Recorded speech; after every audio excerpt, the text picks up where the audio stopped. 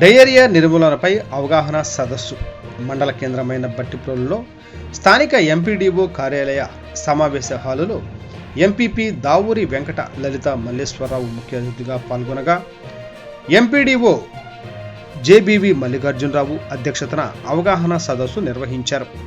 సమావేశంలో పంచాయతీ కార్యదర్శులు, మండల పరిధిలోని ప్రభుత్వ వైద్యశాల వైద్యులు, ఏఎన్ఎంలు, ఆర్డబ్ల్యూఎస్, పిఆర్ఏఈ, ఈపీఓ, ఆర్డీ తదితర సిబ్బంది పాల్గొన్నారు.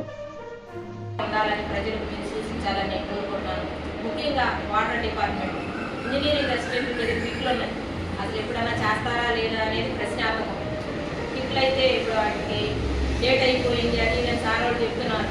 5 సంవత్సరాల్లో కనీసం 2-3 సార్లు చేసిన వాళ్ళు అయినా అభినందించవచ్చు.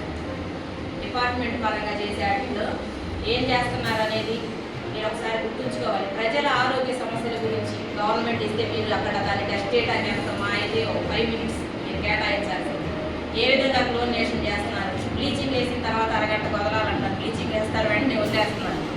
మొన్న రోజు మా దగ్గర వదిలేదు, అసలు తాగలేకపోయారు. ఆ నీళ్ళు భయంకరంగా డయేరియా వచ్చిందని బాగా ఎక్కువ వేయాలని ఎక్కువ వేసారు. మరి ఆ విధంగా లేకుండా అరగంట తర్వాత దాన్ని నానబెట్టి ఏ క్వాంటిటీలో తీసుకోవాలి, పై తేటమైపోయారు. రాజాకి సేయిగా చెప్పారు, మీరు అందరూ రాసుకోండి. వచ్చారు, వచ్చిన దగ్గర నుంచి అసలు నిన్న వాళ్ళు ఎవరు కనపట్ల, అరిసేవాళ్ళు అరుస్తున్నారు, కూర్చునేవాళ్ళు కూర్చున్నారు. ఎంత టైం కేటాయించి పబ్లిక్ పరంగా తీసుకోవాల్సిన జాగ్రత్తలని చెప్తున్నారు. ఏ డిపార్ట్మెంట్ వాళ్ళు అంత కేర్ తీసుకుని చేస్తున్నారు, మాలాంటి వాళ్ళు గట్టిగా చెప్తున్నారు, అరుస్తున్నారు అని అంటున్నారు. ఎవరు ఏది చెప్పినా ప్రజల క్షేమం కోసమే చెప్తున్నాము. ఇప్పుడు తినుబండారాల దగ్గర వాటర్ ఏ విధంగా వాడాలి, నీరు నిలువ ఉండకూడదని చెప్తున్నారు. అవి జాగ్రత్తగా చెప్పి చేసి ప్రజలు ఆరోగ్యంగా ఉండేలాగా ఎటువంటి డెంగ్యూ కేసులు, మలేరియా, డయేరియా అనేది రాకుండా వర్షాకాలం దృష్ట్యా ప్రభుత్వం చేపట్టే చర్యలు, ఏ ప్రభుత్వం అయినా కానీ ఆ చర్యలు అనేవి ప్రజలకు ఉపయోగపడుతున్నాయా లేదా అనేది సాధకాలు లేదు.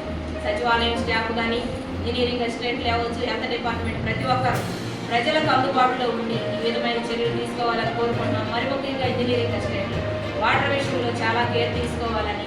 మన ప్రక్క గ్రామాల్లోనే డయేరియా వచ్చి ఎంతో బాధపడ్డారు. ఇక నుంచి వర్షాలు బాగా వస్తే పల్ల ప్రాంతాల్లో ఉండేవాళ్ళు మన దగ్గర కూడా సూర్యపల్లి గురించి చెప్తున్నారు మేడం గారు, ఇంజనీరింగ్ అసిస్టెంట్ గారు.